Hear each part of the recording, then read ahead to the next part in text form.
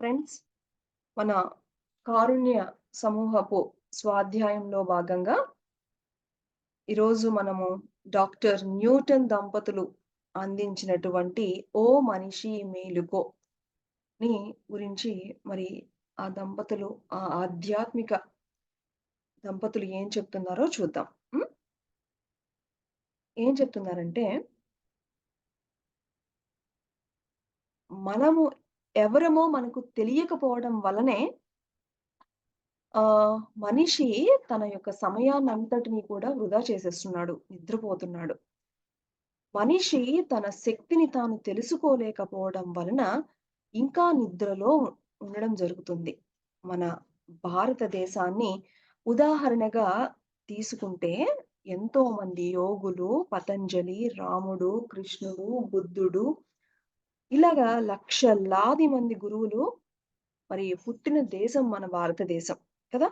మరి వారందరి ద్వారా ధ్యానం గురించి అన్ని యుగాలలో కూడా ఎంత ప్రచారం జరిగిందో మనందరికీ కూడా తెలిసిన విషయమే. తిరిగి తిరిగి మళ్ళా నవీన యుగంలో ధ్యానము కనుమరుగయ్యే సమయంలో మరి ఒకానొక గొప్ప మహా ప్రణాళికతో మరి మన పత్రిజీ జన్మ తీసుకొని మనందరికీ కూడా ఆహ్, ధ్యానులుగా మార్చాలని ఒక గొప్ప సంకల్పంతో ఈ భూమి మీదకి రావడం జరిగింది. మరి ఆహ్, మరి పత్రి సార్ మనందరికీ గూడా ఎన్నో కాన్సెప్ట్‌ని చెప్పారు. ఎన్నో కాన్సెప్ట్స్‌ని. మరి, మరి ప్రస్తుతం అయితే గనక మనం ఎన్నో చూసాం. ఈ కరోనా వైరస్ అని చెప్పేసి ఒక చిన్న సూక్ష్మజీవి అందరిని గూడా కలిచివేసేసింది కదా! సో, ఆహ్, సో ఇవన్నీ ఇలాంటివి ఏమైనా ఇలాంటివి వచ్చాయి అంటే గనక మనము ఎక్కడో ఇంకా తెలుసుకోవాల్సింది తెలుసుకోలేదు. మనల్ని మేలుకొల్పడానికే ఇలాంటి మధ్యలో ఈ యొక్క ప్రకృతి వైపరీత్యాలు అనేవి రావడం జరుగుతూ ఉంటుంది. 84,00,000 జీవరాశులు, జంతువులు, మరి పక్షులు, వృక్షాలు ఇవన్నీ గూడా భూమిలో ఒకానొక అంతర్భాగమే. మరి ఇవన్నీ వీటిని మనము అహంకారంతో వీటికి హాని చేస్తూ ఆహ్, ఎ చేయడం వల్లే ఈ యొక్క అసమతుల్యత అనేది ఏర్పడుతూ వస్తుంది. మరి ప్రతి ఒక్కటిలోనూ ఒక రాయిలోనూ, ఒక రప్పలోనూ ఈ మనకి ప్రతి దానిలో గూడా దానికి తగ్గ చైతన్యం అనేది తప్పకుండా ఉంటుంది మై డియర్ ఫ్రెండ్స్.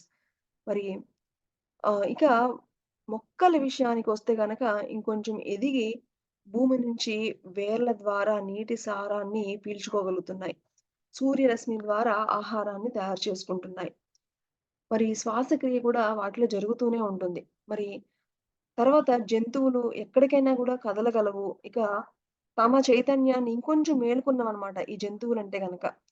ఇక ఈ యొక్క ఆహ్, ఈ విధంగా మనము ఆహ్, ఈ యొక్క ఖనిజాల తర్వాత నెమ్మదిగా వృక్షాల నుంచి జంతువులు, జంతువుల తర్వాత ఈ విధంగా మనిషి జన్మ అనేది తీసుకోవడం జరుగుతుంది. ఇక ఈ మనిషి జన్మ వచ్చిన తర్వాతే మనకి బుద్ధి అనేది మనకి ఏర్పడుతుందనమాట. హ్మ్. మనలోని మనందరం కూడా మన బుద్ధిని మేలుకొల్పుకోవాలి. అంటే ఏంటి? ఏది ధర్మము, ఏది అధర్మము, ఏది యుక్త విచక్షణ అనేది మనం ఎప్పటికప్పుడు మనల్ని మనం ఎవ్వరికి వాళ్ళు అనలైజ్ చేసుకుంటూ ఈ యొక్క ధ్యానము, ఆత్మ జ్ఞానంతో మనము ముందుకు వెళ్తూ ఉండాలి. ఇప్పుడు ఉదాహరణకట ఈ అమెజాన్ ఫారెస్ట్ భూమాతకి ఊపిరితిత్తులట ఇవి. 50% కోల్పోయాయట. దాంతో ఏమైందంటే కార్బన్ డయాక్సైడ్ పెరిగి ఈ యొక్క మంచు అన్నీ కూడా మంచు కొండలన్నీ గూడా కరిగిపోతూ ఉన్నాయట. మరి ఈ యొక్క మనుషులు ఈ యొక్క అతి ఆహ్, ఈ ఖనిజాల మీద వాటి కోసం, వీటి కోసం ఆ భూమిని తవ్వేసి మరి వాటిని ఆ చక్కటి ఆ ఫారెస్ట్‌నంతా గూడా నాశనం చేసేస్తున్నారట. మరి మనిషి కోటాను కోట్ల జంతువుల్ని నాశనం చేస్తూ మరి ఎప్పుడైతే ఇలా చేయడం ద్వారా భూమాత చూసి ఇక తర్వాత ఏదో ఒక శిక్ష వేస్తుంది గదా తల్లి. అలాగే ఈ భూమాత గూడా అప్పుడప్పుడు మనకి ఈ ప్రకృతి విలయాలు అనేవి మనకి సంభవిస్తూ ఉంటుంది. ఏదో ఒక రోజు ఎప్పుడో ఒకప్పుడు కనీసం ఇలా అన్నా చేస్తే మనలో ఏమన్నా మార్పొస్తుందేమోనని ఇలాంటి ప్రకృతి వైపరీత్యాలు కలగడానికి కూడా ఒకానొక కారణం. మరి ఫస్ట్ ప్రతి ఒక్కరు ఈ భూమి మీద నేర్చుకోవాల్సింది ఏమిటి అంటే, మహిళా తత్వాన్ని గౌరవించడం మై డియర్ ఫ్రెండ్స్. హ్మ్. భూమండలం పైన దాదాపు అంతటా మహిళా తత్వాన్ని అణిచితొక్కడం కనిపిస్తుంది. అనేక సంవత్సరాలుగా పురుషాహంకార ధోరణి కొనసాగుతూ ఉంది. ఏ మహిళ కూడా కంట తడి పెట్టకూడదు అన్న విషయాన్ని గుర్తుంచుకోవాలి. పవిత్ర భారతదేశంలో ఇప్పటికీ కూడా మరి హత్యలు ఈ యొక్క జరుగుతూనే ఉన్నాయి. మరి, మరి అందుకనే మనము ఈ మొట్టమొదటి మనము మేలుకోవాల్సింది ఏంటి అంటే స్త్రీలను గౌరవించడం, స్త్రీ తత్వాన్ని గౌరవించడం. మన తల్లినే మనం గౌరవించినప్పుడు అసలు భూమాతని మనం ఎలా గౌరవించగలుగుతాం? ఆ! మనకి తల్లి అంటే మన తల్లి అని ఇంకా చులకనగా ఇష్టం వచ్చినట్టు మాట్లాడుతూ ఉంటాం. బాగా గుర్తుపెట్టుకోవాల్సినటువంటి, తెలుసుకోవాల్సిన విషయం ఏంటి అంటే, ముందుగా స్త్రీలను గౌరవించడం నేర్చుకోవాలి. మన తల్లిని గౌరవించడం నేర్చుకోవాలి. ఆ తల్లికి ఎంతో శక్తి ఉంటుంది మై డియర్ ఫ్రెండ్స్. ఎలాంటి తల్లి అయినా సరే తన యొక్క బ్లెస్సింగ్స్ మనకెంతో ఒక శక్తి తరంగాల్లా మనకెప్పుడు కాపాడుతూ ఉంటాయి. బాగా మనము అందుకనే ఎక్కడ భగవద్గీతలో కూడా శ్రీకృష్ణుల వారు చెప్పింది అదే. ఎక్కడైతే స్త్రీలు గౌరవించబడతారో అక్కడ ఎప్పుడు కూడా సిరి సంపదలు తులతూగుతూ ఉంటాయి అని. అలాగా స్త్రీలను గౌరవించాలి ప్రతి మహిళ. మరి అలాగే మహిళలు కూడా తమలో ఉన్నటువంటి ఆ యొక్క మహిళా తత్వాన్ని, ఆ ప్రేమని, ఆ కరుణని ఆ! ఇవన్నీ గూడా మహిళలు కూడా వాళ్ళలోవి ఆ యొక్క మహిళా తత్వాలను మేలుకొలపాలి. మరి అంతేగాని ఆడపిల్ల పుట్టిందంటే గనక, అయ్యో! ఆడపిల్ల పుట్టింది. అఫ్‌కోర్స్ ఇవన్నీ గూడా ఒకప్పుడు ఉండేవి గానీ, ఇప్పుడు నెమ్మదిగా మారుతూ వస్తుంది. అయినా గూడా ఇంకా కొన్ని ప్లేసెస్‌లో ఇంకా ఇలాంటివి ఉన్నాయి ఇంకా.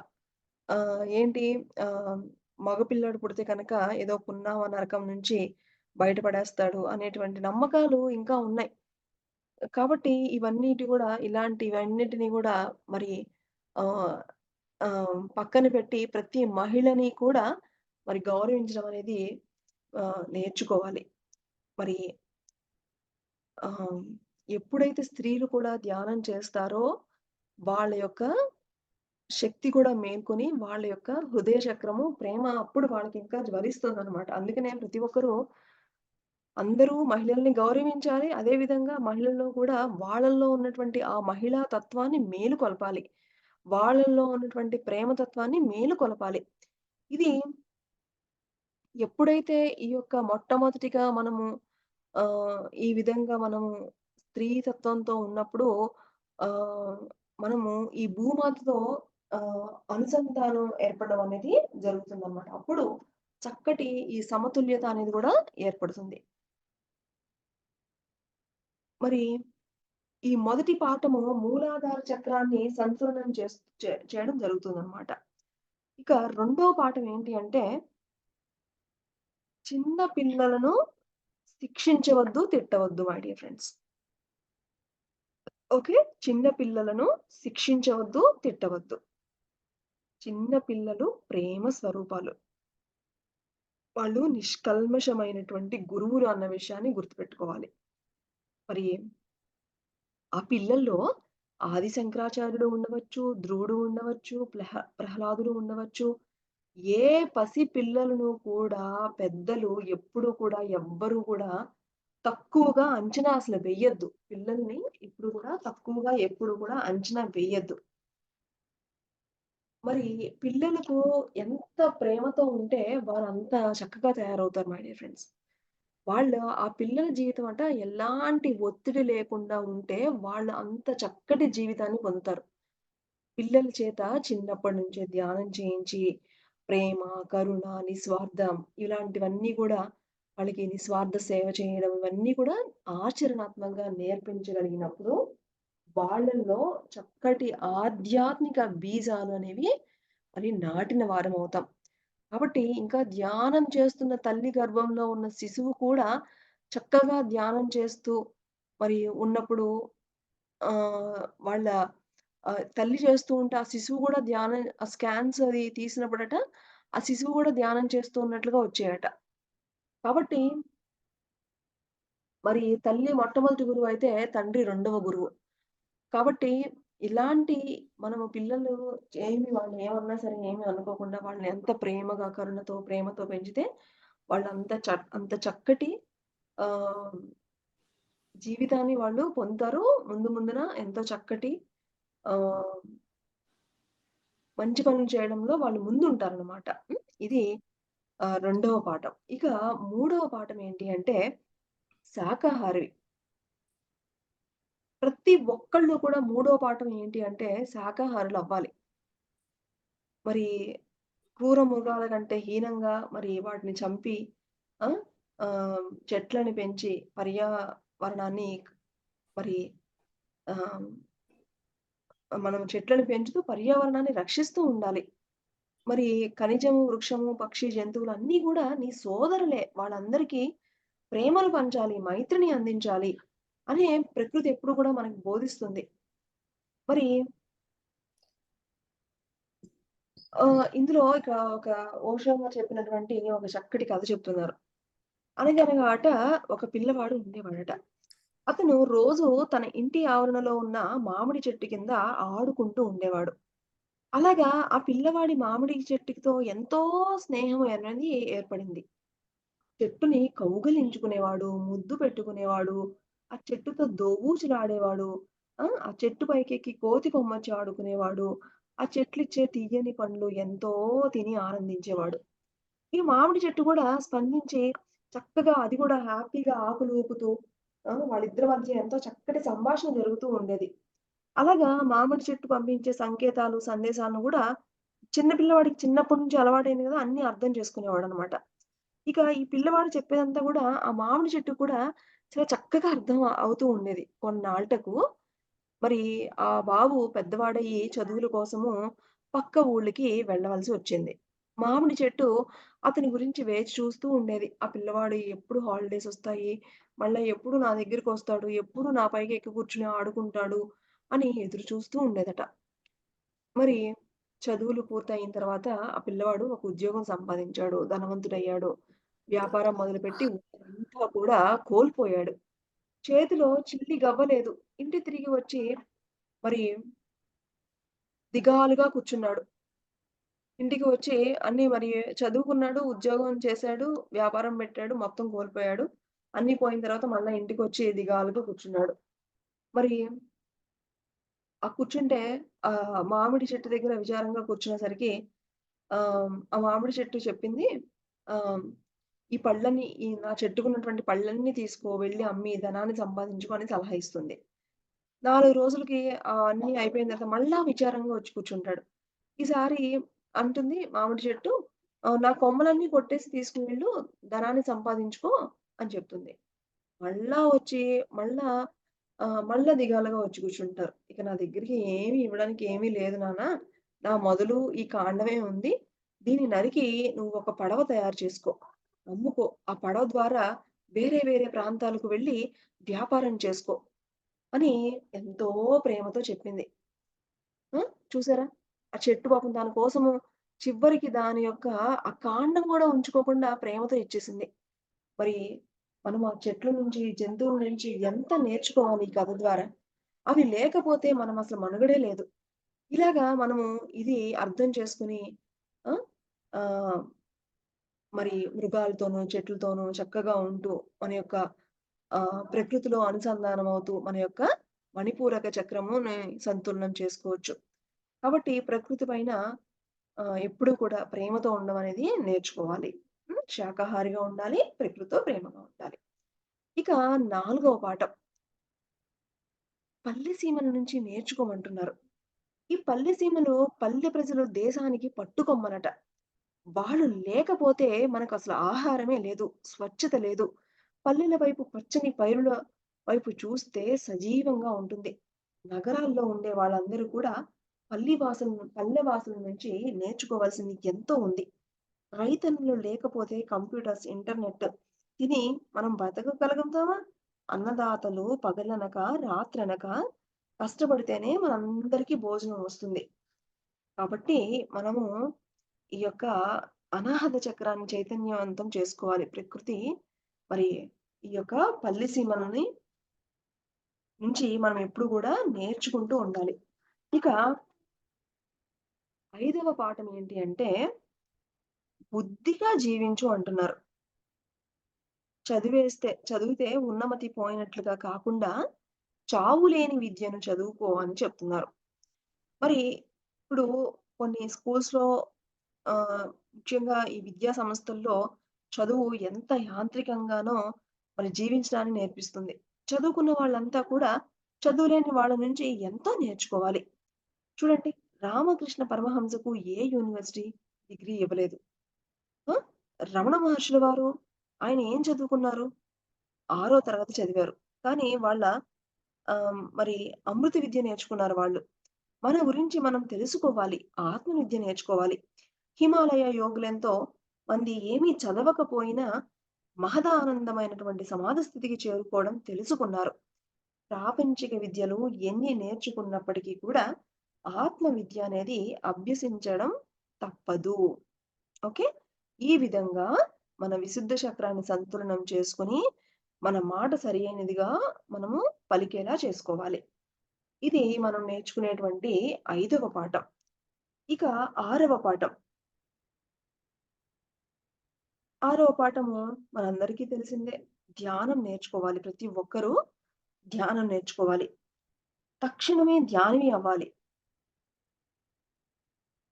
సాధారణంగా చదువుకోని వాళ్ళు ప్రకృతితో అనుసంధానమై జీవిస్తారు. దీని గురించి ఒక చిన్న కథ చూద్దాం. ఒకానొక ఊరిలో ఒక పడవ నడిపే వ్యక్తి ఉన్నాడు. అతను ఒక తీరం నుంచి మరో తీరానికి ప్రయాణికులను చేరవేస్తూ ఉంటాడు. ఒకరోజు ఆ పడవలో ఒకానొక పండితుడు ఎక్కి తన పాండిత్యాన్ని గర్వంతో ప్రదర్శించడం మొదలుపెట్టాడు. ఆ పడవవాణ్ణి "నువ్వు రామాయణం చదివావా? నువ్వు మహాభారతం చదివావా? నువ్వు ఉపనిషత్తులు చదివావా?" అని అడుగుతూ ఉంటాడు. ఆ పడవవాడు "నాకేమీ తెలియవు" అని జవాబిస్తాడు. "అలాగైతే నీకివేమీ తెలియకపోతే నీ జీవితమే వృధా" అని ఆ పండితుడు తీర్పులు చెప్పేస్తూ ఉంటాడు. పడవవాడు మౌనంగా ఉంటాడు. కాసేపటికి నదిలో వరద వస్తుంది. పడవవాడు పండితుణ్ణి "స్వామీ, నీకు ఈత వచ్చా?" అని అడిగాడు. "రాదు" అని పండితుడు బదులిచ్చాడు. "అయితే మీ నిండు జీవితం వృధా" అంటూ నదిలో ఈదుతూ ఒక తీరం నుంచి మరొక తీరానికి సురక్షితంగా చేరుకున్నాడు. ధ్యాన విద్య కూడా సరిగ్గా అలాంటిదే. అవధూతలు ఏమీ చదవకపోయినా జీవితాన్ని, ప్రకృతిని అవపోసన పట్టేస్తారు. మనం కూడా అలాగా చదవగలగాలి. చక్కగా చదువుకోండి. మీ చదువు మీకు భూషణం కావాలి. వినయము, విధేయత, నమ్రత పెంపొందించుకోవాలి. అందరి నుంచి అన్నీ నేర్చుకుంటూ ధ్యానం చెయ్యని వాళ్ళు ధ్యానుల నుంచి నేర్చుకోవాలి. ధ్యానం చేసే వాళ్ళు ప్రకృతితో మమేకమై ఉంటారు. కాబట్టి మరి ఎప్పుడైతే మనకి ధ్యానం గురించి తెలుస్తుందో తక్షణమే సాధన ప్రారంభించాలి. ఈ విధంగా మన ఆజ్ఞా చక్రాన్ని మనము చైతన్యం చేసుకొని మన యొక్క జ్ఞాన నేత్రాన్ని తెరుచుకోవాలి. ఇక ఏడవ పాఠము కాంతి లోక వాసుల నుంచి నేర్చుకోవాలి. మన ఎప్పుడైతే మనము నిన్న చెప్పుకున్నాం గదా! పతంజలిలో ధ్యానము అంటే గనక డి ప్లస్ యానము. డి అంటే సూక్ష్మ కారణ, మహాకారణ శరీరాలతో లోకాలు వెళ్ళగలగడం అన్నమాట. ఈ విధంగా మన యొక్క సూక్ష్మ, కారణ, మహాకారణ శరీరాలతో గురువుల్ని కలుసుకోగలగాలి. వారి నుంచి ఎంతో జ్ఞానాన్ని తీసుకోవాలి. మరి మన శ్వాసే మనకి ఒక గురువవుతుంది. తర్వాత మరి మనస్సు, తర్వాత ఆత్మ. ఈ విధంగా మన పూర్ణాత్మే మనకి గురువవుతారు. అప్పుడు మన పూర్ణాత్మ సూక్ష్మ దేహాల్లో ఉండే ఎంతో మంది గురువుల దర్శన భాగ్యం, జ్ఞానము దొరుకుతుంది. మరి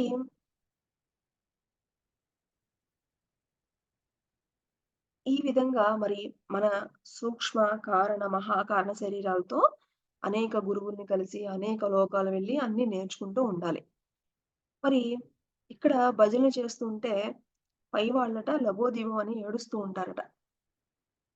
ఎందుకంటే అసలైన గురువు ఎప్పుడు కూడా గురువులనే తయారు చేస్తారు.